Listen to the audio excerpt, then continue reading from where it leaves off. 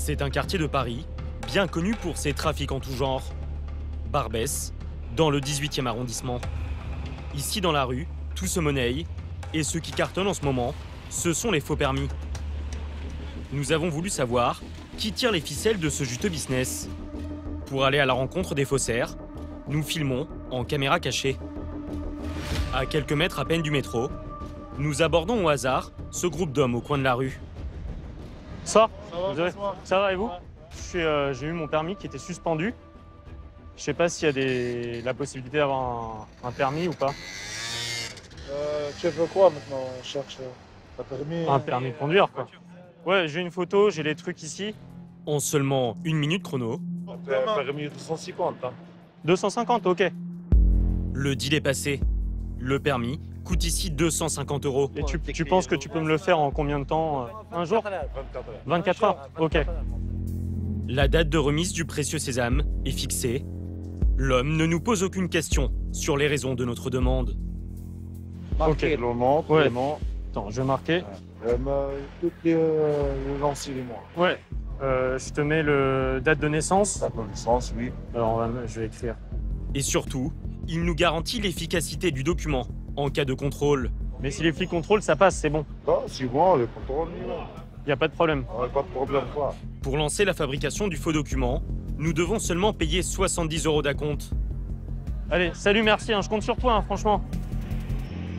Le lendemain, nous retrouvons notre faussaire dans un café de la capitale. Et comme prévu, nous obtenons le faux permis. Ah, c'est bon. À première vue, rien ne le distingue d'un document authentique. Il est même très ressemblant. Merci en tout cas. Mais présenter ce document lors d'un contrôle peut coûter très cher, jusqu'à 5 ans de prison et 75 000 € d'amende. Faux permis, mais aussi plaques d'immatriculation usurpées, véhicules trafiqués ou encore conduite sans permis. Qu'ils soient simples conducteurs ou membres de réseaux criminels, les faussaires n'ont plus de limites et font des ravages au volant. On les retrouve malheureusement sur certains accidents graves, corporels, voire mortels. Conduire avec un faux permis, c'est le nouveau fléau qui gangrène les routes du pays. Des contrefaçons que les délinquants se procurent dans les rues, mais aussi auprès d'auto-écoles véreuses. Si vous me dites ce qui vous envoie, je peux éventuellement vous dire certaines choses, mais sinon... Notre enquête va vous révéler comment certains professionnels ont mis en place un système de fraude à grande échelle. Nous avons remonté l'incroyable filière de ces faussaires clandestins. On va venir apposer la photo de la personne qui passera l'examen à la place de celui qui souhaite l'acheter. Illégales et dangereuses, ces conduites à risque provoquent chaque année de très nombreux accidents mortels. Ces chauffards laissent derrière eux des familles endeuillées. C'est dur, c'est très dur de savoir que son fils est mort ici. Pour se fondre dans la nature, d'autres automobilistes préfèrent rouler sans permis. Ils ne l'ont jamais passé ou ont perdu tous leurs points. 2 ans et demi que depuis. Près de 700 000 conducteurs hors la loi circuleraient sans en avoir le droit, selon le ministère de l'Intérieur. Le phénomène explose, il a doublé en à peine 10 ans. Dans les faits, c'est ce que je suis, une délinquante de la route. Alors pour traquer ces fraudeurs, partout sur le territoire, police et gendarmerie multiplient les contrôles. Je vais vous demander votre permis de conduire. Et aujourd'hui, les faussaires ne s'attaquent pas qu'au permis. Dans leur viseur, des plaques d'immatriculation qu'ils n'hésitent pas à usurper. Mais normalement, la carte grise, c'est obligatoire ou pas?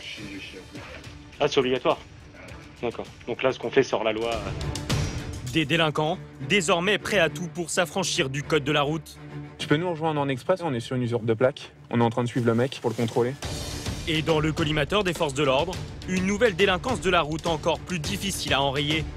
Les vols de voitures, avec des méthodes toujours plus spectaculaires. Le verrouillage du véhicule, le signal a été capté. Le démarrage du véhicule. Donc à 2 minutes 42, la voiture est partie. Ces voitures sont ensuite maquillées, puis trafiquées afin d'être vendues sur Internet. Au volant de ces épaves ambulantes, les acheteurs risquent leur vie. Je crois qu'il aurait pu mourir avec une recette comme ça. Ce véhicule, effectivement, c'est un cercueil roulant. Faussaires et délinquants du bitume, enquête sur la nouvelle criminalité de la route.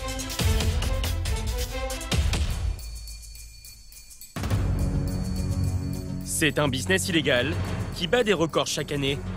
100 000 faux permis vendus l'an passé.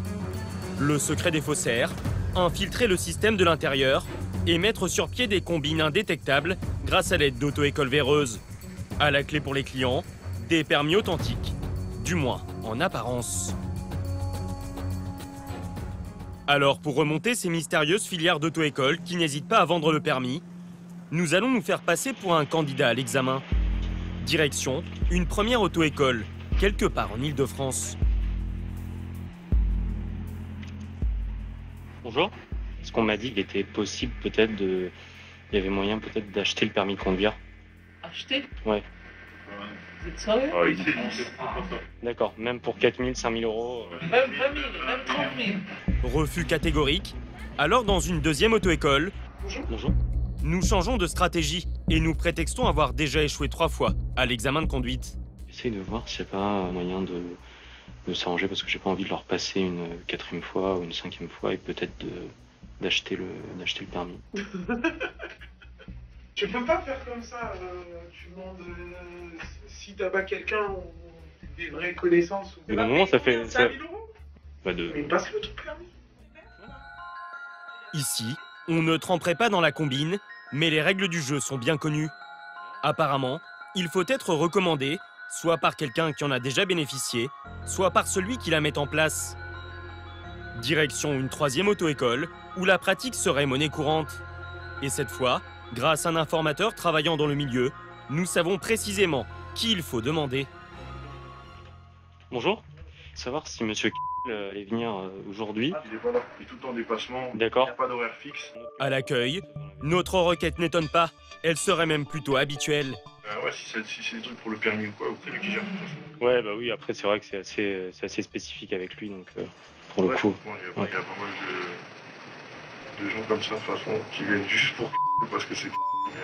L'homme ne cache pas être au courant de certains petits arrangements et propose finalement de nous mettre en relation avec une autre collaboratrice. Vous demandez, ouais, je sais qui fait ça, non. C'est pour vous aider ou sinon moi je laisse un papier, comme ça il sait très bien ce que vous voulez, il sait de qui vous venez et tout. Mais quelques minutes plus tard, la personne que nous cherchons fait son apparition. Oui, bonjour.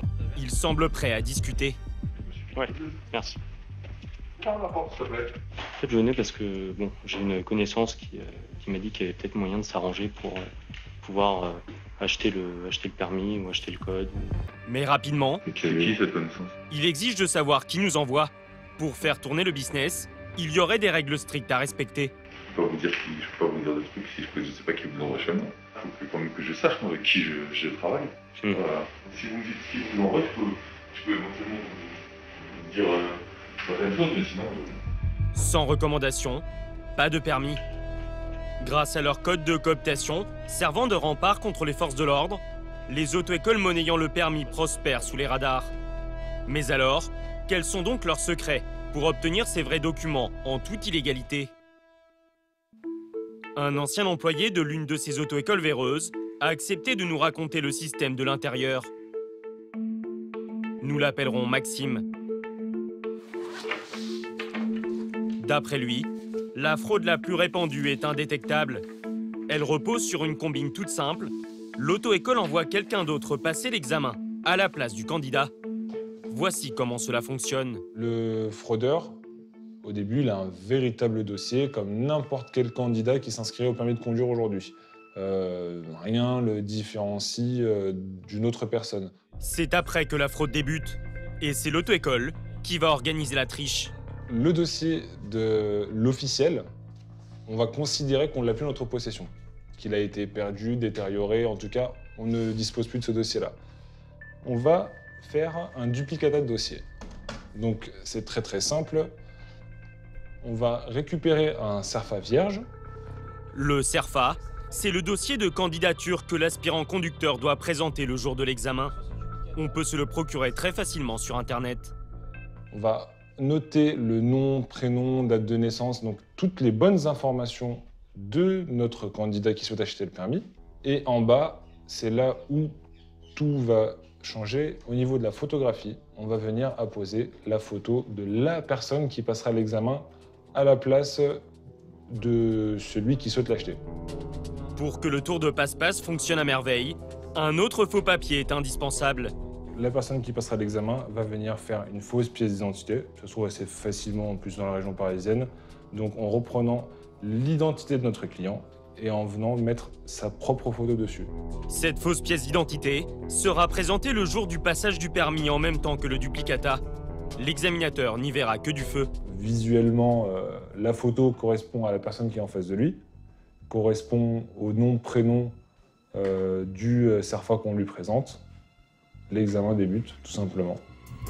Une fois l'examen réussi par le conducteur talentueux, il suffit au candidat fraudeur de demander sur Internet l'édition de son permis de conduire, en y joignant cette fois sa véritable photo d'identité.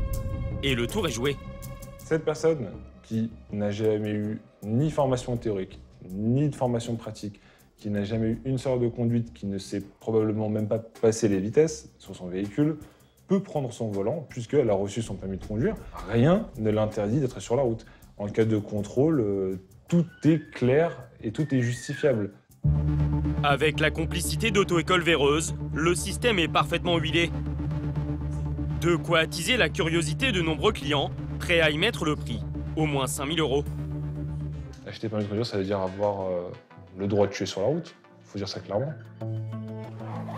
Dans cette auto-école, le business des vrais faux permis tournerait toujours à plein régime. Mais il arrive que des réseaux d'envergure soient démantelés, avec parfois des révélations fracassantes. C'est l'histoire d'une affaire hors norme. Novembre 2016, le plus retentissant démantèlement de trafic de permis de conduire en France. Un incroyable réseau de faussaires vient de tomber. Des célébrités du show business sont impliquées. Décrocher le permis de conduire sans passer l'examen juste en payant jusqu'à 12 000 €. À la tête du réseau, Patrick Antonelli, mari de la chanteuse Amel Bent et gérant de 2 auto-écoles à Neuilly-sur-Seine, en banlieue parisienne. Grâce à des complicités au sein de la préfecture de Nanterre, il aurait écoulé entre 2013 et 2015 près de 200 vrais faux permis. Parmi ses clients, de nombreuses stars, comme les joueurs de football Levin Kurzawa et Jérémy Ménez, mais aussi le présentateur de télévision Ali Badou. À quelques jours du procès où Patrick Antonelli sera jugé pour corruption, son avocat maître David Olivier Kaminski accepte en exclusivité d'évoquer l'affaire pour la première fois. Je vous écoute. Sa ligne de défense est claire. Pour lui, Patrick Antonelli n'est pas à l'origine du trafic. Ce qu'il faut bien dire, c'est que ce n'est pas lui qui, le premier, a pris contact, c'est une agent de la préfecture qui a pris contact avec lui et qui est venu le chercher. On lui a, entre guillemets, proposé un marché qui s'est avéré être un marché de dupes, c'est évident, mais Patrick Antonelli n'a été demandeur de rien. Le deal est simple. Pour chaque candidat au faux permis, Patrick Antonelli doit transmettre aux agents de la préfecture un certificat bidon de réussite à l'examen de conduite. Les agents véreux rentrent ensuite toutes les informations du client dans leur système informatique. Ces données enregistrées permettent finalement la fabrication d'un document authentique. Sur chaque permis vendu, les fonctionnaires se partagent une commission de 3 000 €. Selon son avocat, Patrick Antonelli aurait accepté de faire l'intermédiaire entre la préfecture et les candidats au permis, tout cela pour dépanner quelques riches clients très occupés. Je crois qu'un joueur de foot préfère passer son temps à l'entraînement plutôt que passer son temps en salle de code ou en cours de conduite. Donc au fond, cette affaire a arrangé bien tout le monde. Celui qui avait besoin du permis, celui qui proposait le dossier à la préfecture et les gens qui, au sein de la préfecture, eh bien, ont usé et abusé des failles du système. Ces vrais faux permis lui auraient rapporté 800 000 €. Reste à présent un dernier mystère à éclaircir. Qui était vraiment à la tête du réseau? Antonelli, comme le soupçonne la justice, ou les agents de la préfecture, comme l'affirme son avocat? Réponse quelques jours plus tard, au palais de justice de Nanterre. Le procès du plus grand trafic de permis de conduire de la décennie s'ouvre devant le tribunal correctionnel. Face aux nombreux journalistes qui ont fait le déplacement, est-ce que vous avez des regrets? Patrick Antonelli se mure dans le silence. Les juges vont devoir faire la lumière sur les responsabilités de chacun des prévenus, qui risque jusqu'à 10 ans d'emprisonnement pour corruption. Pour l'agent de la préfecture accusé d'être la principale complice, le cerveau des opérations, n'est autre que Patrick Antonelli. Ah oui, je confirme, il a détruit ma vie, sincèrement. Il m'a mis plus bas que terre. Non mais c'est-à-dire c'est pas vous qui avez initié tout ça? Du tout. Ça vient de lui, tout ça. À cause de lui, je me retrouve ici. Des accusations qui vont se confirmer tout au long du procès, comme l'explique Maître Panier, avocat d'un autre agent de la préfecture. Sans qu'il y ait une auto-école qui soit à l'initiative d'un permis de conduire, il n'y a pas de permis de conduire. C'est pas un agent de la préfecture qui va s'imaginer créer des faux permis comme cela.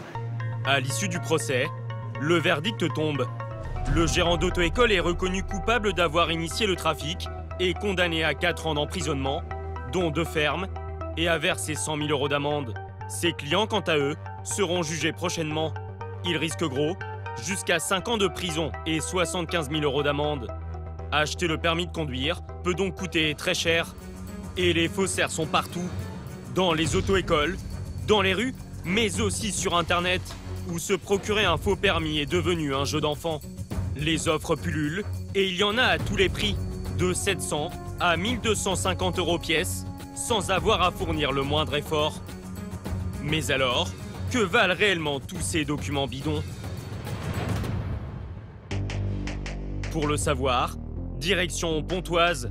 Ce bâtiment ultra sécurisé abrite le pôle judiciaire de la gendarmerie nationale. 20 gendarmes spécialisés dans la fraude documentaire y traquent sans relâche les faux documents, dont les permis falsifiés. Nous allons soumettre à ces experts celui que nous avons acheté dans les rues de Paris. Bonjour. Tenez. À la manœuvre, le capitaine Julien. Le protocole commence toujours par une analyse sonore. On sent que c'est du plastique.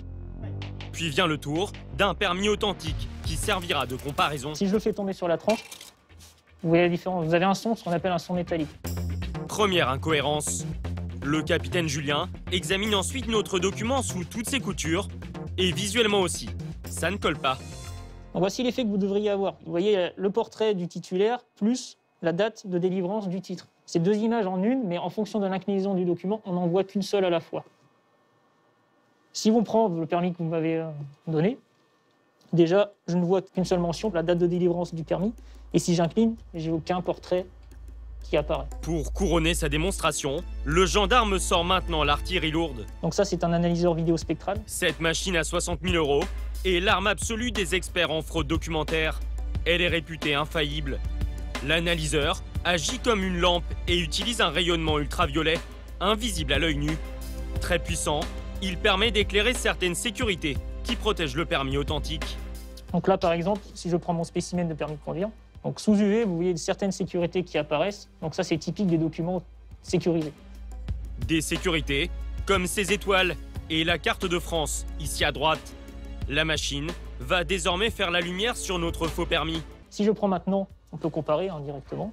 Le document que vous m'avez fourni, vous n'avez aucune sécurité UV. Et en plus, le support fluoresce, apparaît bleu. Ça, c'est typique de contrefaçon avec du papier ordinaire. Au jeu des 7 différences, la sentence est sans appel. Pour moi, c'est vraiment une contrefaçon bas de gamme. Au lieu d'être fait en plastique, en polycarbonate, c'est une simple feuille papier imprimée qui a été plastifiée. Normalement, ce type de document sur un contrôle routier ne devrait pas passer. L'an passé, 480 faux permis comme celui-ci ont été saisis sur le territoire français.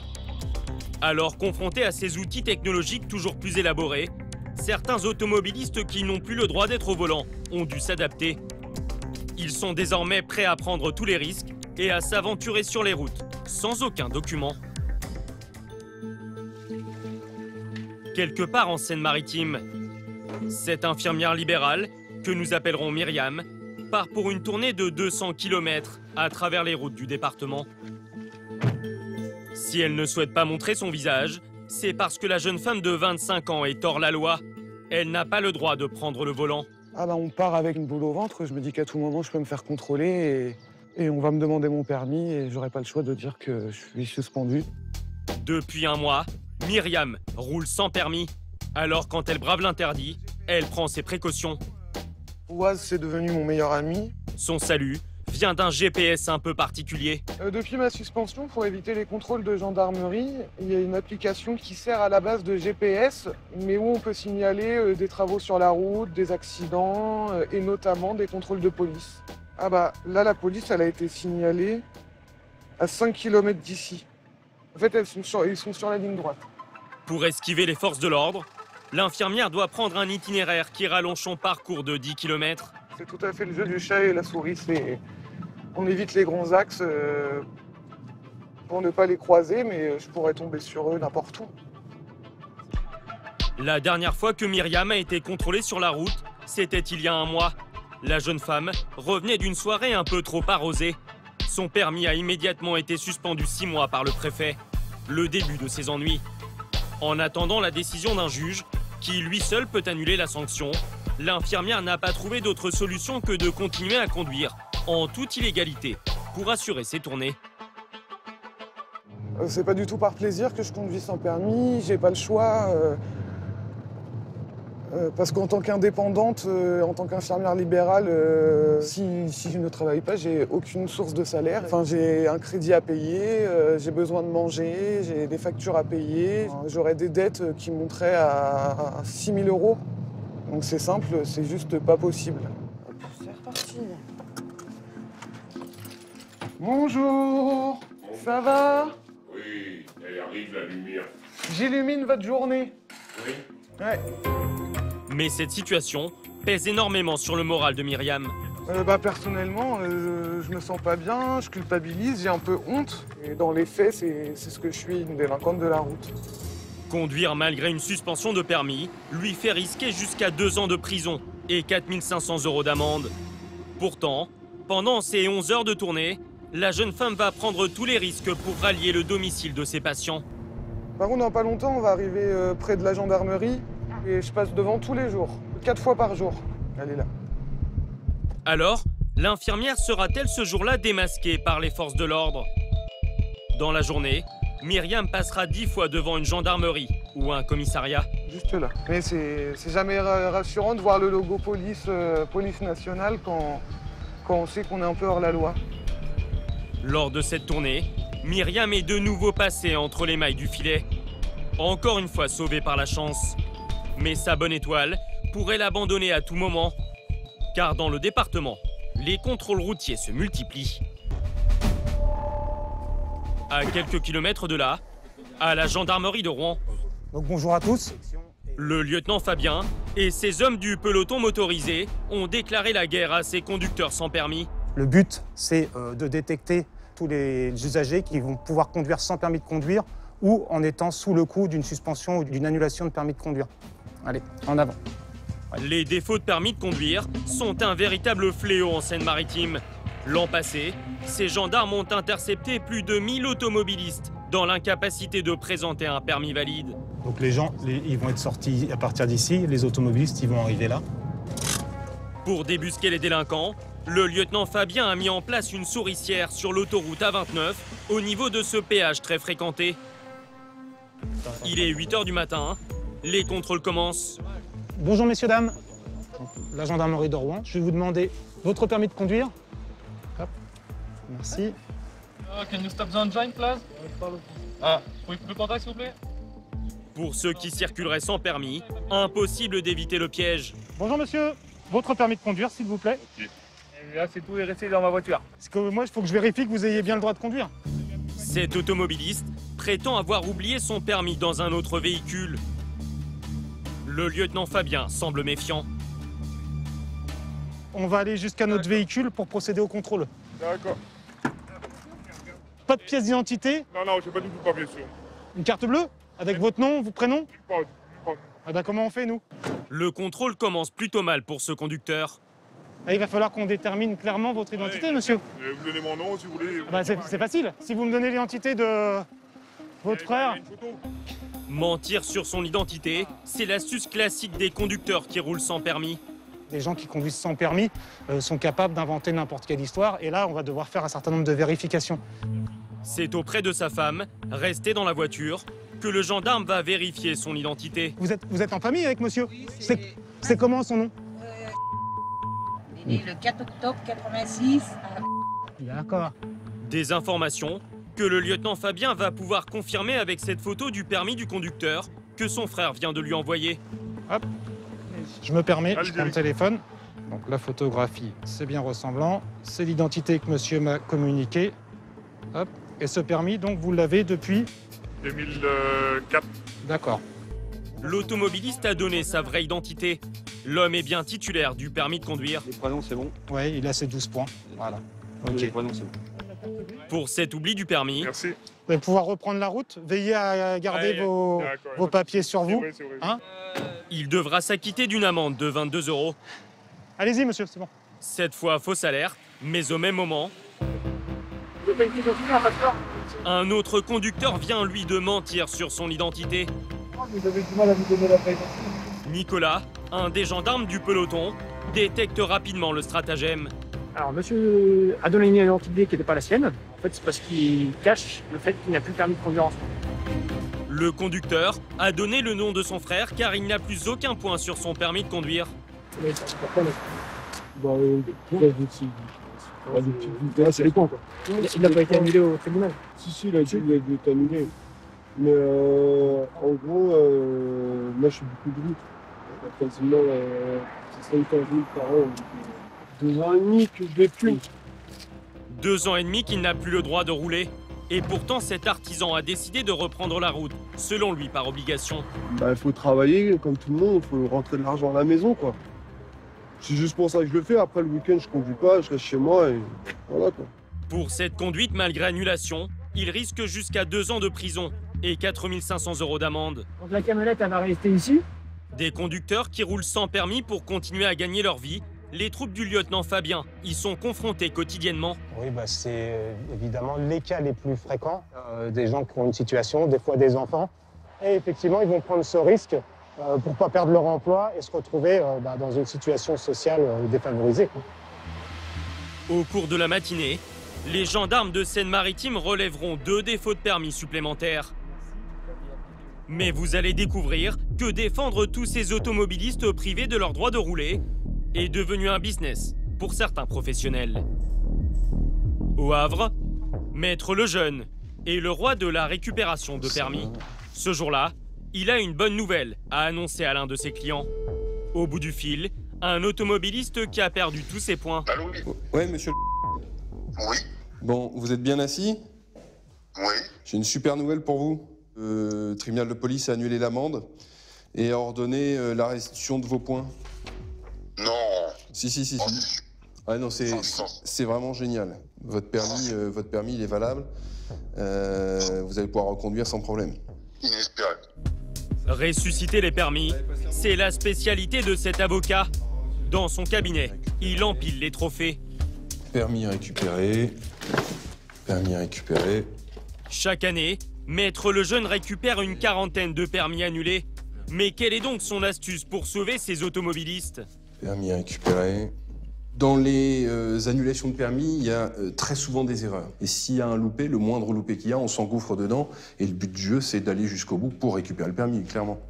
À chaque permis récupéré, Maître Lejeune empoche en moyenne 2500 € d'honoraires. Un business très rentable et des conducteurs condamnés de nouveau sur la route. Parfois, il n'y a pas le sentiment, l'impression de remettre des délinquants sur la route. Moi, j'ai surtout une fierté, c'est de réparer une erreur qui a été commise par l'administration, qui a retiré un permis de manière illicite. Derrière, je conteste et c'est le juge qui prend sa décision de remettre ou non le permis de conduire à la personne. Chaque semaine, 3 nouveaux clients font appel au talent de Maître Lejeune, comme Myriam, l'infirmière qui, souvenez-vous, roule sans permis pour aller soigner ses patients. Comment ça va? Ça pourrait aller mieux, mais... L'avocat va tenter de récupérer au plus vite son permis. Tout va se jouer devant le tribunal. Donc oui, vous êtes poursuivi donc, pour une conduite en état alcoolique. Vous aviez un taux un peu important puisqu'il y avait 2 grammes, un peu plus, je crois. Le dossier de Myriam ne laisse rien présager de bon. Vraisemblablement, je pense que même si le juge peut aller jusqu'à 3 ans, vraisemblablement, il va s'arrêter à 6 mois. Et si on nous propose 6 mois, il faudra accepter. 6 mois de suspension, c'est déjà beaucoup trop pour Myriam. Comme ça paraît pas grand-chose, mais c'est énorme. Ça fait une suspension de 6 mois, c'est catastrophique. L'avocat n'est pas très optimiste, mais il n'a pas dit son dernier mot, car il lui reste une botte secrète. La voici. Cette lettre qu'il a fait écrire par sa cliente. 6 paragraphes à travers lesquels Myriam implore la clémence du magistrat. J'ai revu, hein, c'est pas mal du tout ce que vous aviez fait comme le recours gracieux. J'espère que le procureur en tiendra compte. Alors, certes, vous aviez un taux important, mais encore une fois, quasi-judiciaire nickel et profession d'infirmière qui nécessite évidemment que vous ayez votre permis. Oui, c'est ce que j'ai détaillé dans le recours gracieux. Peut-être qu'on aura une bonne surprise. Toutes les chances de Myriam reposent donc sur ce recours gracieux. Mais sera-t-il suffisant pour sauver la conductrice? Pour le savoir, direction le palais de justice. L'infirmière va enfin être fixée sur son sort. Très stressant d'être face au délégué du procureur. J'appréhende un petit peu. Une demi-heure plus tard, l'audience que nous n'avons pas pu filmer s'achève. Donc 4 mois au lieu de 6. Oui, 2 mois de moins. Ça a été une bonne idée de faire un recours gracieux parce que le procureur en a tenu compte ce matin. Oui. Donc ça, c'est super. Son avocat vient de gagner une partie de la bataille. Il a réussi à réduire la suspension de 2 mois. Mais pour Myriam, le cauchemar n'est pas encore totalement terminé. Elle va devoir attendre 3 mois pour pouvoir enfin récupérer son permis. C'est très lourd parce que je sais vraiment pas comment je vais faire dans les mois à venir. Je suis totalement perdu. Si elle ne trouve aucune autre alternative, Myriam avoue qu'elle continuera à conduire sans permis pour exercer son métier d'infirmière. Les délinquants de la route, qu'ils conduisent sans permis ou avec un faux document, provoquent chaque année des milliers d'accidents, parfois mortels. Des issues tragiques qui laissent des familles brisées. À Mi-11 dans le Rhône, un conducteur sans permis a fait basculer l'existence paisible de l'une d'entre elles. Allez, on va commencer un petit peu par tes chevilles. D'abord, tu vas relever tes 2 pieds vers toi. Étienne, 20 ans, réapprend à marcher 3 ans après un terrible accident. Relâche. Encore. Une séance de kiné par semaine pour réapprivoiser son corps, renforcer chacun de ses muscles. Tu tiens. Et retrouver la coordination. Donc là, on va travailler ses quadriceps. Stop. On démarre à 10 kilos. Vas-y. Ça, c'était totalement impossible quand on a démarré. Maintenant, c'est le doigt dans le nez. S'il est loin d'avoir recouvert toutes ses capacités, Étienne ne cesse de progresser. Ça me fait plaisir, ça veut dire que ça avance quand même. Du coup, vu que les progrès, je les vois vraiment, quoi. Je viens de très loin. Moi, j'ai été dans le coma, après j'ai été en fauteuil pendant longtemps. 3 jours entre la vie et la mort, 1 mois de coma, 5 mois d'hospitalisation. Le jeune homme est un miraculé. Et tu souffles en vol. Impossible aujourd'hui d'estimer si l'accident laissera des séquelles irréversibles sur Étienne. Son frère, Guillaume, lui, a eu moins de chance. 21 mai 2018, Vénissieux, à 13 km de Lyon. Il est 2h30 du matin. Les 2 frères rentrent d'une soirée. Guillaume est au volant. Il n'a pas bu une goutte d'alcool. C'est à ce carrefour que l'accident a lieu. Donc voilà, c'est juste là où c'est arrivé. De cette nuit-là, Étienne ne se souvient de rien. Mais Cécile, la mère des 2 frères, connaît par cœur le déroulé des faits. Le conducteur à l'origine de l'accident roule sur cette voie. Le conducteur délinquant routier donc arrivait par ici, avec son passager et ses amis. Et donc Guillaume et Étienne arrivaient par là, par cette route ici, pour tourner, pour rentrer à la maison. Âgé de 23 ans, l'automobiliste sans permis fonce à vive allure. Il roulait à 120 km/h, plus de 120 km/h là, voilà, au lieu de 50. Voilà, à fond. Puis ils ont grillé le feu rouge, peut-être bien les 2, certainement. Quelques secondes plus tard, il percute la voiture des 2 frères, côté conducteur. Le choc est d'une violence inouïe. Enfin, voilà, Guillaume a été percuté plein fouet, donc il s'est pris une voiture à 120 km/h. Voilà, donc là, il n'avait aucune chance. Personne ne peut s'en sortir. Hein. Sur le côté, un choc latéral, c'est... Voilà. Il n'y a pas d'airbag, voilà, il n'y a rien à faire. Là, voilà, vous prenez une voiture de plein fouet. Et Étienne, lui, il a été éjecté. Là, la portière s'est ouverte sous le choc. Ils se sont retrouvés sur la voie de bus, un petit peu plus loin. Les témoins qui étaient là nous ont dit que les personnes étaient sorties de la voiture, Étienne était allongé par terre et ils l'ont enjambé. Le conducteur se rendra de lui-même à la police le lendemain. Il avouera ne jamais avoir eu le permis de conduire. On peut avoir que de la haine, c'est pas un banal accident, d'une intention. C'est rouler 120 km/h sans permis. Voilà, et ça aurait pu être n'importe quelle personne qui passe à ce moment-là. Ben là, c'était eux, voilà. C'était Guillaume et Étienne, c'était mes enfants. 3 ans après le drame qui a fauché la vie de Guillaume. Fais des fleurs là-bas. Lesquelles? Celle-là où là. Se recueillir est toujours une épreuve pour Étienne et Cécile. J'arrive pas à y croire, ouais. Je vois son nom. Des fois c'est irréel, des fois on aimerait mieux ne pas venir pour pouvoir oublier. Mais voilà, c'est comme ça. Bah, moi je me dis qu'il est toujours près de moi quand je suis là. Vu que j'ai quand même été à côté de lui longtemps dans sa vie, même à la fin du coup, mais c'est le seul endroit où je peux venir où être encore près de lui. Ça, ils étaient complices, ils étaient tout le temps ensemble. Voilà, c'était Guillaume et Étienne, et voilà.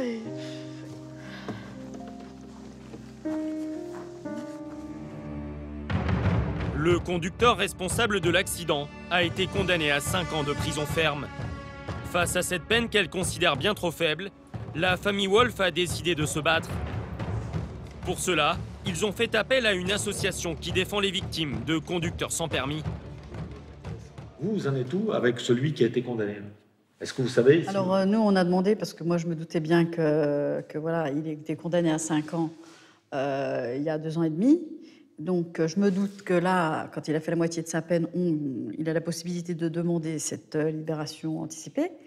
Cécile craint que celui qui a tué son fils ne soit libéré après moins de 3 ans de détention sur les 5 prévus à l'origine. Ça semble ridicule, effectivement. Mais... Et souvent, pour des accidents similaires, les peines sont encore plus faibles. Serge Bensoussan, vice-président de l'association, comptabilise toutes les condamnations. Moi, j'ai un exemple d'une personne qui était chauffeur-livreur, qui n'avait pas de permis de conduire. Il a écrasé un enfant dans son berceau en faisant une marche arrière. 1 an de prison. Un enfant de 15 ans, l'auteur qui avait 20 ans, n'avait plus de permis parce qu'il l'avait perdu. 30 mois de prison. C'est incompréhensible. Incompréhensible. Alors que la peine maximale de 10 ans n'est jamais appliquée, Serge et Éric Moreno, qui lui aussi a perdu sa fille tuée par un récidiviste sans permis, souhaitent que la justice frappe beaucoup plus fort. On veut que les lois soient requalifiées ou qu'il y ait une nouvelle loi entre l'homicide volontaire et l'homicide involontaire. Il faut juger le comportement. Et le comportement d'un individu qui monte dans un véhicule sans le permis de conduire, c'est un acte volontaire. Là, on est sur du 20 ans, c'est plus pareil. L'ombre de sanctions plus dures. Et pourtant, sur les routes, les automobilistes sans permis sont toujours plus nombreux et les fraudeurs toujours plus inventifs.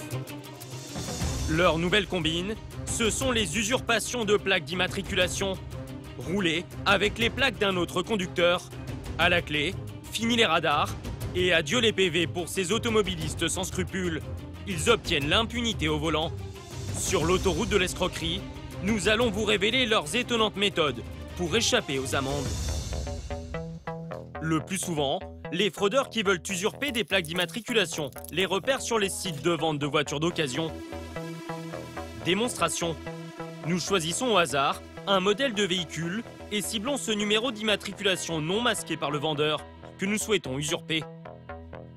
Pour se procurer les plaques, la carte grise de la voiture est normalement indispensable. C'est la loi. Mais est-elle vraiment respectée? Nous tentons notre chance chez un artisan parisien. Vous prouvez vous-même, c'est 30 euros. 30 euros, d'accord, si je pose moi-même. Et surprise, l'homme va se montrer très arrangeant. Il vous faut quelque chose ou... Oh, il faut carte de vie. Ah, il faut... Si vous connaissez le numéro. Ah oui, si je vous donne le numéro, ça peut être fait directement. Bon, ouais. Aussitôt dit, merci. Aussitôt fait. La carte grise est vite oubliée. Nous n'avons qu'à écrire le numéro d'immatriculation. Voilà, sans faute, hein. Les plaques sont réalisées en 3 minutes, comme si de rien n'était. Super, parfait. Alors nous insistons. Normalement, la carte grise, c'est obligatoire ou pas? Ah, c'est obligatoire. D'accord. Donc là, ce qu'on fait, c'est hors la loi. Normalement, obligé. D'accord. Sinon, après, s'il y en a un contrôle, c'est moi qui l'ai ça. Ok. Donc, je l'ai fait une fois aujourd'hui, moi, je ne connaissais pas. Ok, on fait ça. Ça, c'est le problème. Ok, pas de problème. Merci, bonne journée. Oui, aussi. la tête. Allez, bonne journée. Merci. Nous repartons tranquillement avec nos plaques usurpées. Mais il existe un autre moyen encore plus simple de les obtenir. Et à peine croyable, sans même se déplacer.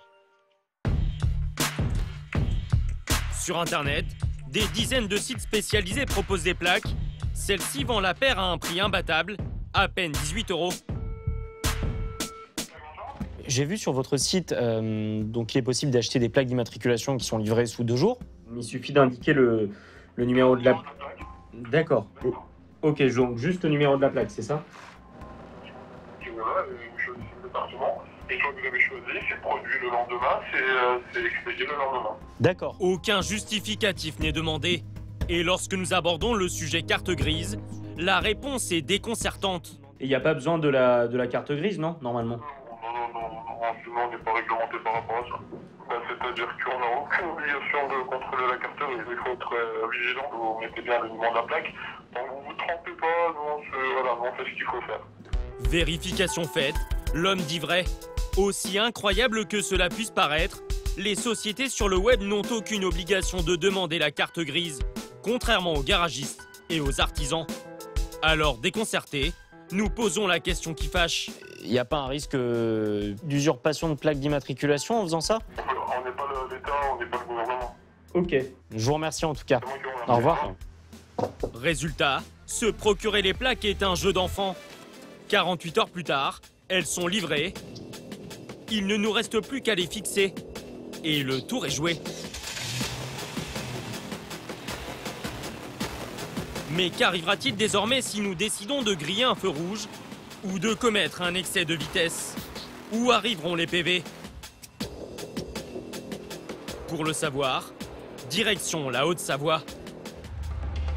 À Collonges-sous-Salève, commune tranquille et champêtre, un homme vit un véritable cauchemar. Pour Nicolas, 37 ans, c'est tous les jours la même angoisse lorsqu'il se dirige vers sa boîte aux lettres. Donc là, en fait, j'ai une contravention pour un excès de vitesse qui a été fait dans le nord de la France, à Lille, donc assez loin d'ici, et qui pour une amende de 135 €. C'est pas vous qui l'avez commise? Non, alors cette infraction, c'est pas moi du tout qui l'ai commise, parce qu'elle a été commise dans le nord de la France, donc c'est, je sais pas combien, une centaine de kilomètres d'ici. Moi, j'étais clairement pas ce jour-là là-bas. S'il semble aussi dépité, c'est que le jeune homme n'a pas quitté la Haute-Savoie depuis plusieurs mois. Et pourtant, il reçoit régulièrement des contraventions comme celle-ci pour des infractions commises un peu partout dans le pays. L'explication est en réalité très simple. Je suis victime d'une usurpation de plaque. Quelqu'un en fait circule en France avec une voiture différente mais la même plaque. Donc peut commettre toutes les infractions qu'il veut, puisque de toute façon c'est moi qui reçois les amendes à la fin, quoi. Nicolas est victime de ce qu'on appelle une doublette. L'arnaque permet à l'automobiliste usurpateur de prendre ses aises avec le code de la route sans jamais recevoir d'amende. Tant qu'il n'est pas arrêté lors d'un contrôle routier qui permettrait de détecter les incohérences entre le véhicule et la carte grise, le fraudeur n'est jamais démasqué. Alors ça, c'est la première contravention que j'ai reçue, donc qui vient des Pays-Bas, qui a un excès de vitesse également, avec 64 € d'amende. Celle-là, c'est un excès de vitesse qui a eu lieu dans le Nord. 68 € d'amende. Celle-ci, c'est la même chose. C'est un excès de vitesse de 79 km/h au lieu de 50. Donc pareil, dans le Nord, 135 €. La liste des contraventions est longue. Au total, ce sont pas moins de 500 € qui sont réclamés à Nicolas. Et des points sur le permis, qui tombent les uns après les autres. Bon là, c'est des excès de vitesse, mais si jamais il y avait un accident un peu plus grave dans la circulation, c'est vrai que je pense que la première chose, ce serait de se retourner vers moi. Donc ça pourrait aussi avoir des conséquences qui sont un peu plus importantes que simplement des amendes et des points en moins. Pour éviter d'en arriver là, Nicolas n'a pas le choix. Il doit contester chacun des PV. Le nom de famille. Mais pour obtenir gain de cause, le jeune homme doit prouver qu'il n'est pas le responsable des délits. Alors ça, c'est la voiture. Une Ford Focus avec les fameuses plaques usurpées. Pour contester les excès de vitesse, Nicolas va se servir d'un document crucial, la photo prise par le radar lors de l'infraction. Et ben, je me rends compte qu'en fait, la voiture qui a été flashée, c'est pas une Ford Focus, c'est une Citroën. Et donc, qui peut évidemment pas être la mienne, mais voilà, qui a pourtant les mêmes plaques. C'est quelqu'un qui n'a pas été au bout, parce qu'il s'est même pas donné la peine. Il a usurpé les plaques, mais il s'est même pas donné la peine de prendre la même voiture. Mais pour prouver définitivement l'usurpation, il ne suffit pas de contester les PV photos à l'appui. Nicolas doit également porter plainte. C'est indispensable, même si cela a pour lui une conséquence très contraignante. À partir du moment où j'ai déposé plainte, le véhicule est plus censé rouler, parce qu'il est mis sur le registre des voitures volées, en fait. Résultat, le jeune homme ne peut plus conduire avec ses plaques d'immatriculation. Alors, pour pouvoir reprendre la route, une seule solution s'offre à lui. Donc ça, c'est les nouvelles plaques que j'ai commandées, qui correspondent à celles qui sont sur la carte grise et que je vais fixer sur la voiture. Une nouvelle carte grise offerte par l'État et des plaques qui lui ont coûté 40 €.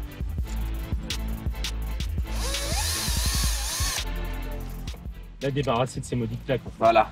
Là, celles-là, on va les jeter et on va les mettre les nouvelles. Nicolas devrait enfin pouvoir mettre un terme à son cauchemar. Bah, ces nouvelles plaques, c'est un peu le prix de la liberté. L'an passé, les doublettes ont fait près de 20 000 victimes. Alors pour traquer ces faussaires qui font vivre un enfer à d'autres automobilistes, les forces de l'ordre sont sur tous les fronts et ils peuvent compter sur une arme redoutable. Commissariat de police de Créteil, dans le Val-de-Marne. Aurélie, gardien de la paix, et Jérôme, brigadier chef, traquent chaque jour les usurpations de plaques. Prise d'écoute du Tango 925 Lima équipé 2 fonctionnaires. Cet après-midi, ils patrouillent à bord d'un véhicule hors du commun, le LAPI, le lecteur automatisé des plaques d'immatriculation. Et donc à chaque fois que vous entendez un bip, en fait, c'est une lecture de plaque qui a été effectuée.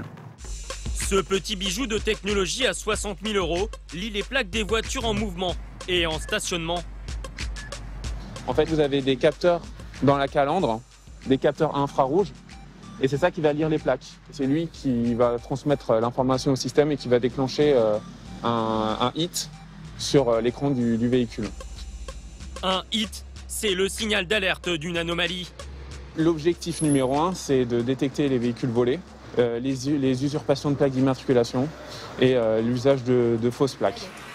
En plus des 2 capteurs infrarouges, le véhicule s'appuie sur un système ultra sophistiqué de 8 caméras sur la rampe qui tourne en continu et couvre 360 degrés. Aucune plaque suspecte ne peut donc échapper à la vigilance du LAPI. Après 1 heure de patrouille... Ah oui, putain. Sous surveillance à gauche. Cette Citroën noire vient d'être détectée par la machine. Alors là, c'est un hit pour découverte de plaques volées. Attends, c'est intéressant, non? Donc là, on est peut-être sur le cas d'une usurpation de plaques. Ah, mais par là. Bah, c'est très bien. Aurélie et Jérôme se lancent à la poursuite du véhicule suspect. Il est tout seul. Après vérification, il s'agit bien d'une doublette. C'est quoi? Je vais appeler direct les collègues, là. Tu peux nous rejoindre en express au Montmélis, s'il te plaît? On est sur une usurpe de plaques. On est en train de suivre le mec pour le contrôler. Mais après 10 minutes aux trousses de la voiture, le scénario va prendre une tournure inattendue. Il a été effacé, le D, ou c'est un B? Ah, c'est un D? C'est DB, hein. Ah. Mais là, il a lu BB. Ah, il a lu B. Non, mais laisse tomber, en fait. Le LAPI, il a mal interprété la plaque. C'est une fausse alerte, en fait, là. En fait, des plaques ont bien été usurpées, mais ce ne sont pas celles du véhicule suivi par les policiers. Le LAPI a tout simplement confondu 2 lettres. L'usurpateur, lui, court toujours. J'y ai bien cru, là. Bah ouais, moi aussi. En matière de doublette, Jérôme est un habitué de ces fausses joies.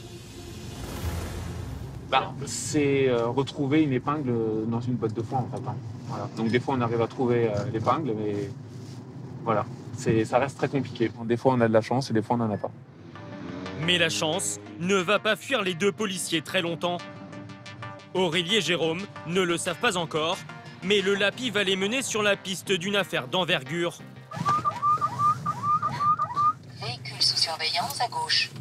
surveillance de contrôle avec contrôle et interpellation, sauf qu'il n'y a personne dedans. En clair, le véhicule et son conducteur sont activement recherchés. Ah bah faut appeler, il y a Fourrière. Hein. C'est vrai? Ouais. Ce serait un véhicule qui aurait commis des infractions et dont aucune n'a été payée aux services fiscaux. Bon, on va appeler. Pour l'instant, Jérôme ne dispose d'aucune autre information. Alors pour éclaircir le mystère, il contacte l'officier en charge de l'enquête. On a trouvé un véhicule signalé par vos services, une Twingo. C'est du auto, je suppose. Oui, c'est ça, tout à fait. Un garage bien connu de l'enquêteur. Parce que la boîte n'existe plus personne paye les PV. Voilà, on va calmer cette bande de cons qui nous font chier avec leur bagnole à faire n'importe quoi. L'officier explique à Jérôme l'étonnante combine montée par ce garage peu scrupuleux. Des bandits qui ont monté la boîte. Ils ont monté la boîte pour juste immatriculer 1200 bagnoles. Ils ont pris 600 balles par client. Ils ont coulé la boîte et puis c'était l'intérêt de pouvoir... Ah, donc c'est un garage fictif qui matricule des véhicules, c'est ça? En juin, on me réveille toutes les nuits. J'en ai fait broyer au moins une centaine. Donc, Fourrière, ouais, ça marche. Fourrière et restriction. Ok. Dans cette affaire à peine croyable, les faussaires sont allés jusqu'à créer un garage éphémère pour mettre en œuvre leur magouille. Les escrocs rachètent des véhicules d'occasion, les immatriculent au nom du garage, les revendent 600 €, puis ferment boutique. Résultat, en cas d'amende, personne ne paie les contraventions. La personne circule en toute impunité sur la route, elle peut se faire flasher, verbaliser au stationnement, radar feu rouge, vitesse, elle ne sera jamais inquiétée. Car tous les PV arrivent dans un garage qui n'existe plus. Des plaques fantômes, c'est le plan parfait pour des clients malhonnêtes. Et comme par enchantement, le propriétaire du véhicule fait son apparition. Bonjour monsieur. C'est votre véhicule? Je m'en vais. Vous avez une pièce d'identité s'il vous plaît à me présenter? Vous avez la carte grise du véhicule? Oui. Elle est à votre nom la carte grise? Non, pas encore.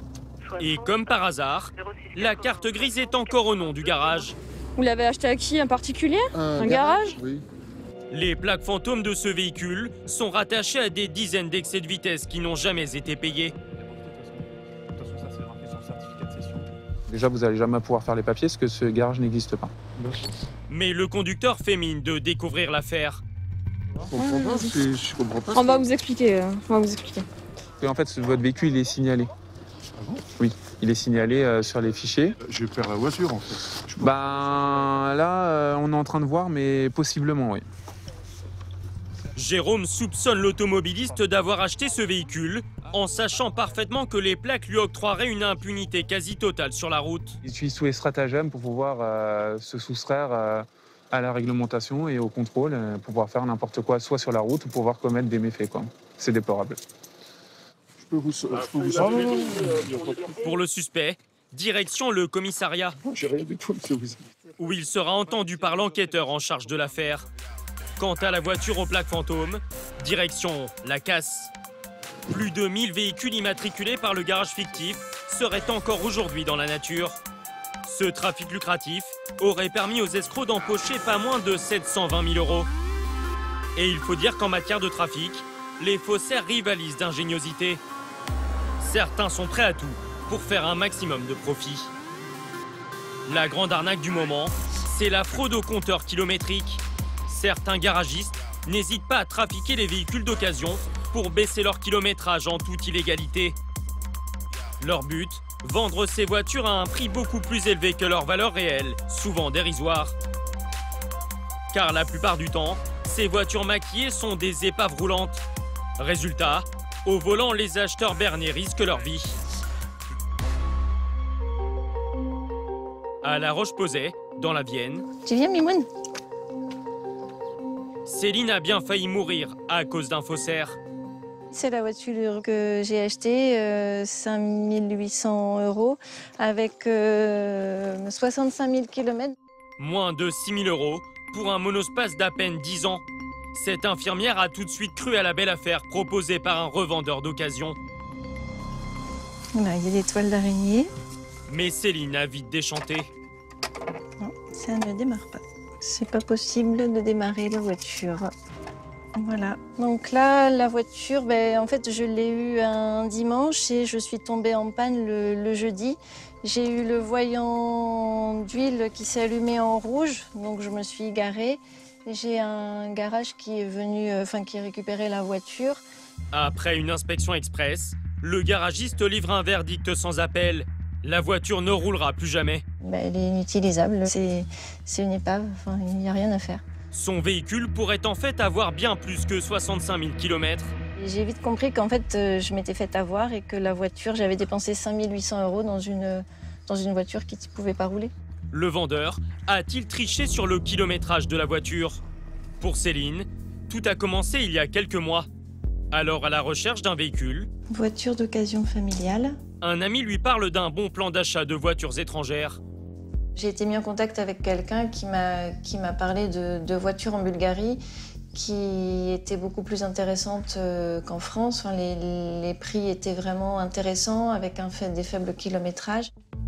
Le vendeur est un Français qui s'est spécialisé dans la vente de voitures bulgares dans l'Hexagone. Il propose à Céline une affaire très alléchante. La fameuse voiture bleue, 65 000 km au compteur, pour seulement 5 800 €. C'est 3 fois moins cher que sur le marché français pour le même kilométrage. L'offre semble trop belle. Alors, pour être rassurée, Céline réclame quelques photos. A priori, la carrosserie est en bon état. La peinture semble être en excellent état. Les clichés ne laissent rien entrevoir d'une arnaque. Céline décide d'acheter la voiture. Le début des ennuis.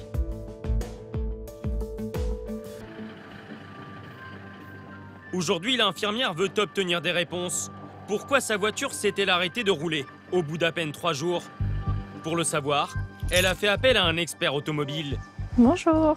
Miguel Rodriguez, je suis votre expert. Enchanté.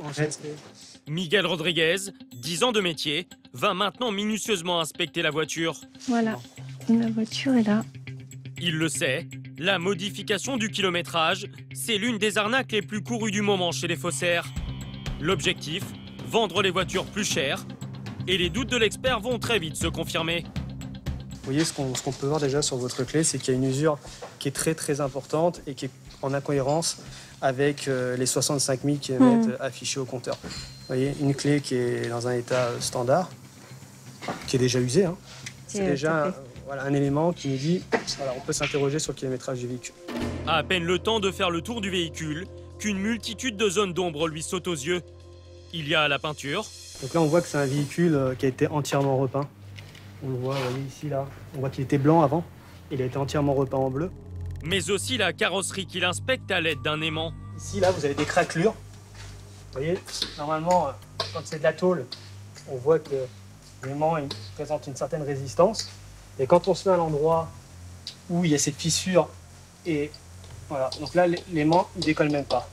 Qu'est-ce que ça veut dire? En fait, c'est que il y a une couche de mastic tellement épaisse que l'aimant n'arrive même plus à reconnaître la tôle. En vérité, là, on va faire un examen de sous-bassement. Rien ne va sur cette voiture. Il y a une corrosion. Oui, c'est impressionnant. Donc là, on voit par exemple la rotule de suspension. Ici, elle est complète. Le caoutchouc, vous voyez, il est complètement éventré. Heureusement qu'il est tombé en panne parce que je crois que j'aurais pu mourir avec une voiture comme ça. Mais ce véhicule, effectivement, c'est un cercueil roulant quand on voit l'état de dégradation des éléments de sécurité. L'expertise se révèle fructueuse. La voiture a été maquillée et les indices d'une modification du kilométrage sont nombreux. Là, on commence effectivement à avoir un faisceau d'éléments qui nous indique que le kilométrage au compteur ne peut pas être bon. Là, 65 000 km, non, c'est complètement incohérent. C'est juste pas possible. Mais alors, combien de kilomètres cette voiture a-t-elle vraiment au compteur? Pour le savoir, Miguel Rodriguez dispose d'une arme secrète. Cette petite machine, elle retrace l'historique du véhicule. Donc là, on va brancher l'appareil de diagnostic. Ça permet d'avoir le kilométrage au moment de l'apparition des différents défauts qui ont été enregistrés. Et l'un de ces défauts va révéler une information cruciale. Donc il y a un moment dans la vie du véhicule, il a été enregistré ce défaut à 258 000 km. Donc 258 000 km. Donc ça montre effectivement qu'on a un kilométrage qui est bien supérieur au kilométrage au compteur. Il a été modifié sciemment pour augmenter la valeur du véhicule et il a certainement plus de 300 000 km quand on voit son état. La fraude est avérée, Céline n'en revient pas. Pour Miguel Rodriguez, Il n'y a plus aucun doute. Ce véhicule, il valait beaucoup moins que le prix que vous l'avez acheté. Là, c'est quoi? Bon, quelques centaines d'euros. Voilà, c'est pour pièces, en fait. Ce véhicule ne devrait pas être mis sur la route. Quelques centaines d'euros au lieu des 5800 dépensés par Céline. La belle affaire a finalement été pour le faussaire. L'an passé, la fraude au kilométrage comme celle-ci a fait près de 600 000 victimes en France. Et si elle a tant de succès, c'est parce que la mettre en œuvre est un jeu d'enfant pour les escrocs. Encore une fois, c'est sur Internet que les faussaires puisent leur inspiration. Les offres de boîtiers permettant de modifier le kilométrage pullulent. On en trouve à 240 €, comme celui-ci, apparemment très sophistiqué, mais aussi pour beaucoup moins cher. Ce boîtier-ci coûte à peine 54 €. Leur utilisation est interdite en France, mais s'en procurer ressemble à un jeu d'enfant. Nous jetons notre dévolu sur ce boîtier, à tout juste 100 €. Une semaine plus tard, le colis en provenance de Chine nous est livré. À l'intérieur, nous découvrons un boîtier et des câbles en vrac. Pour s'y retrouver et faire fonctionner le boîtier, nous avons fait appel à un professionnel. Direction Sainte-Foy-l'Argentière, dans le Rhône, chez ce garagiste. Fabrice, voici le boîtier qu'on s'est procuré. Merci. Fabrice a accepté de nous révéler les méthodes des faussaires. Il va nous dévoiler la manipulation pour modifier le compteur kilométrique d'un véhicule, ce que lui ne fait absolument jamais. Le fait de modifier son kilométrage sur le véhicule, c'est interdit. Alors, on est amené à changer une pièce, effectivement. On peut être amené à changer une pièce, mais par contre, il est formellement interdit de changer le kilométrage du véhicule. Les escrocs qui s'essayent à la tromperie risquent 2 ans d'emprisonnement et 37 500 € d'amende. Avant de passer à l'action, la première étape consiste à installer un logiciel dans le boîtier. Il contient toutes les données techniques des différents constructeurs automobiles. Et puis, il y en a pour tout le monde, hein, parce qu'il y a toutes les marques. Hein, visiblement, il y en manque point. Hein. Ce logiciel, c'est la Bible des faussaires, un guide pour bidouiller des centaines de voitures. C'est le mode d'emploi, visiblement, pour intervenir sur le véhicule, pour modifier le kilométrage. Voilà, donc il y a une grosse majorité des constructeurs qui se sont fait, entre guillemets, pirater leur système pour faire ces modifications. Une fois le logiciel installé sur le boîtier, Fabrice doit brancher ce câble sur l'appareil et le relier à l'électronique du véhicule. Donc on va rentrer en dialogue avec le véhicule. Le boîtier est désormais connecté à cette Peugeot 207 qui a déjà bien vécu. Donc c'est un véhicule qui a aujourd'hui 257 534 km. Ça, à la revente, ça peut valoir combien C'est un véhicule qui vaut 1000 €, ça vaut pas plus à la revente, quoi. Fabrice pourrait, s'il était mal intentionné, augmenter son prix en lui redonnant un sacré coup de jeune. Pour cela, rien de plus simple. Il suffit de suivre les instructions données par le boîtier et d'indiquer le kilométrage souhaité. Donc là, on va lui rentrer le nouveau kilométrage. Le garagiste opte pour 168 560 km. Et regardez bien, instantanément sur le compteur de la voiture. Et voilà, le nouveau kilométrage. Donc là, le véhicule, il avait 257 534. On l'a passé à 168 560 km. Le compteur kilométrique a été modifié en moins de 2 minutes chrono. Et la voiture a vu sa valeur multipliée par 2. Ça ressemble à un jeu d'enfant, effectivement. Ça vous inspire quoi, en fait? Beaucoup de fraude possible, tout simplement. Une fraude simple, mais souvent difficile à détecter pour les acheteurs. Quant aux faussaires, ils vont désormais encore plus loin. Car ces véhicules qui ont été trafiqués sont bien souvent des voitures volées. Et pour les dérober, vous allez voir que ces escrocs emploient des méthodes d'un nouveau genre.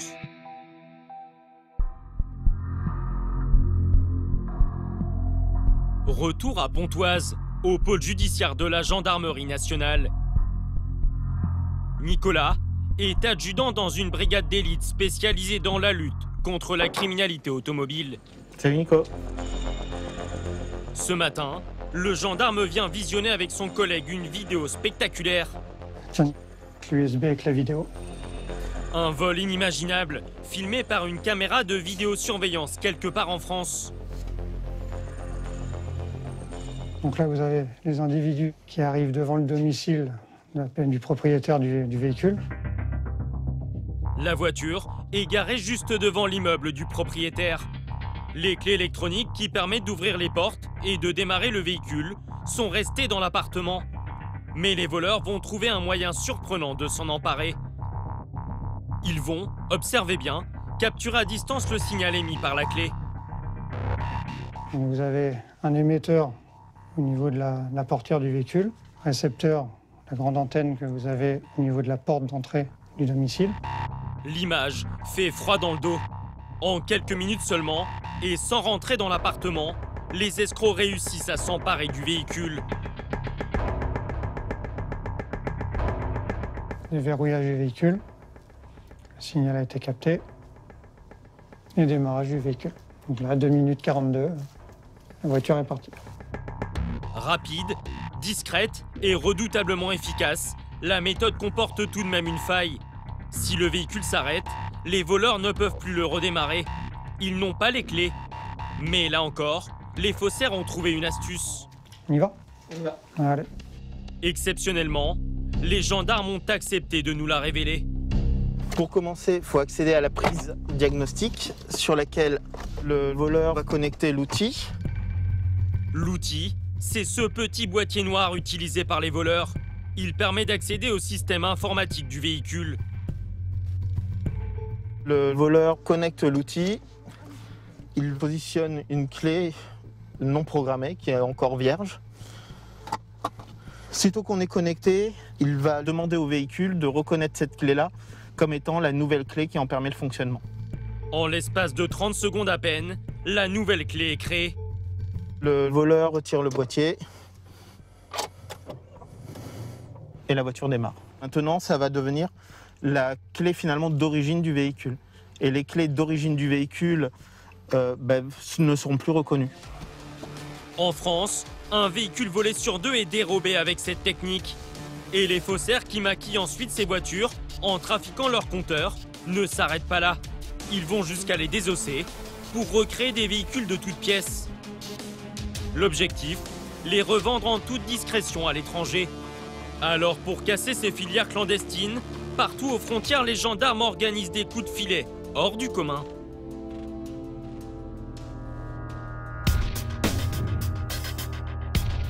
Dans le sud de la France, à Marseille, il y a un site que les gendarmes ont en ligne de mire depuis longtemps.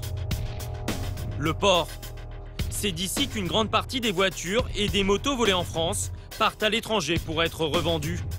Ce jour-là, plus de 300 véhicules vont embarquer dans ce ferry à destination de la Tunisie. Une fois qu'il y a un contrôle de fini, on se fait un signe, toi on lève un bras, tu renvoies et on avance comme ça. Pour cette opération de contrôle hors norme, l'adjudant Nicolas et son unité d'experts automobiles sont venus prêter main forte à leurs collègues de Marseille. On vient, on les aide, on les assiste. Plus on sera nombreux à être formés, et plus ça permettra de lutter contre ce fléau. Son savoir-faire, le voici, être capable d'identifier l'origine de n'importe quel véhicule. Tu fais braquer les roues à gauche, Oui. tu vas sur la roue avant droite, et là tu as le numéro qui est tapé. Sur cette camionnette, il va falloir chercher sous le châssis. Est-ce que vous pouvez nous tourner, monsieur, les roues du véhicule sur la gauche? Pour authentifier le numéro de série. Zulu, Charlie, Foxtrot, Charlie. L'opération de contrôle vient à peine de commencer. C'est bon pour nous. Sur cette moto, les gendarmes repèrent déjà un numéro de série suspect. Regarde, ici, tu as la fin du numéro de série. C'est pas le bon. C'est pas le bon? Non, ça correspond pas. Donc c'est pas la fourche d'origine. Le numéro de série de la fourche, cette pièce métallique de couleur cuivrée, ne correspond pas aux autres numéros de la moto. Le conducteur, cet homme au sweatshirt noir, va devoir s'expliquer. La fourche a été changée déjà? C'est quoi? Ça provient d'une autre moto en fait. Après, pour savoir l'origine de la moto, est-ce que ça a été récupéré sur une moto accidentée où l'avant était intact pour la réparer ou est-ce que ça provient d'une moto volée? Ça, pour le moment, on ne peut pas le savoir. Donc je vais interroger les collègues, savoir si à partir des numéros qui sont gravés, on peut réussir à remonter au véhicule d'origine. Ouais, c'est Nico. Est-ce que tu pourrais me faire un FOVES complexe? Le FOVES, le fichier des objets et des véhicules volés. Il recense dans une gigantesque base de données tous les objets et véhicules dérobés en France. Ça remonte à quand, le vol? 1er juin 2020. J'ai un volet. La fourche a bien été dérobée sur une autre moto. Et ce n'est pas tout. Du coup, je vais te donner un numéro de moteur. Le gendarme va vérifier chaque pièce de l'engin, car il n'y a pas que l'avant qui semble suspect. Par rapport à l'identif que j'ai lancé tout à l'heure, j'ai le retour du constructeur.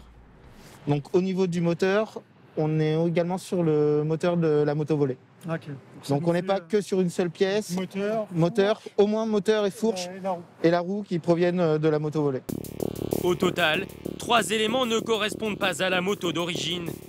L'engin est immédiatement immobilisé. Quant à son conducteur, il va être auditionné pour s'expliquer. Bah là, on est sur recel de pièces détachées. Recel de vol, quoi. Ouais. Pour recel de pièces volées, le conducteur de la moto risque jusqu'à 5 ans d'emprisonnement et 375 000 € d'amende. Une victoire pour cette unité de gendarmes experts automobiles. Honnêtement, dans 95% des contrôles, ça serait passé inaperçu. Le gendarme classique qui n'est pas plus intéressé par les motos, honnêtement, serait totalement passé à côté. Chaque jour en France, 360 véhicules sont dérobés. Et en 2 ans, les vols de 2 roues ont augmenté de 20%. Face aux faussaires, les gendarmes sont encore loin d'avoir gagné la bataille.